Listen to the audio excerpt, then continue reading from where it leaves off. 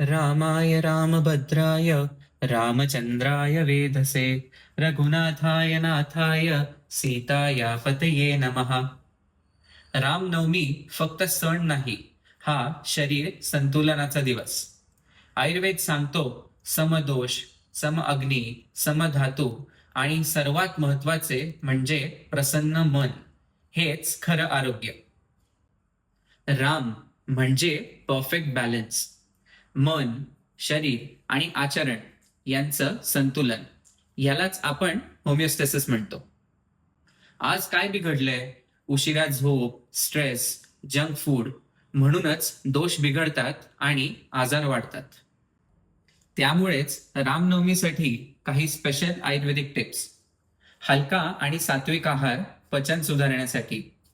उपवास अग्नी प्रज्वलित करण्यासाठी. पण उपवास म्हणजे खरा उपवास करा, साबुदाण्याच्या वड्यांचा नाही. आणि सर्वात महत्वाचे ध्यान, मन शांत ठेवण्यासाठी.